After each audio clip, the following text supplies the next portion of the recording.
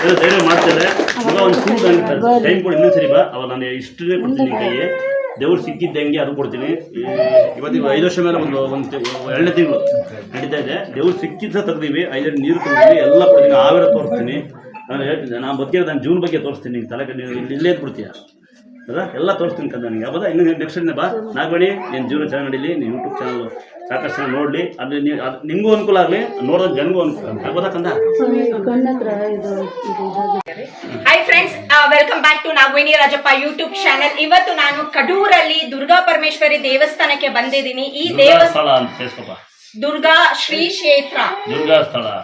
Okay, so ನಮ್ ಜೊತೆ ಇವಾಗ ಸ್ವಾಮೀಜಿ ಅವರಿದ್ದಾರೆ. ಈ ದೇವಸ್ಥಾನ ಬಗ್ಗೆ ಪೂರ್ತಿ ಡೀಟೇಲ್ಸ್ ಕೊಡ್ತಾರೆ, ಏನು ವಿಶೇಷತೆ ಅಂತೇಳಿ. ಮರಿದಿರ ಫುಲ್ ಆಗಿ ವಿಡಿಯೋನ ನೋಡಿ ಪ್ರತಿಯೊಬ್ರು ಈ ದೇವಸ್ಥಾನಕ್ಕೆ ಬಂದು ಆಶೀರ್ವಾದ ತಗೊಳ್ಳಿ.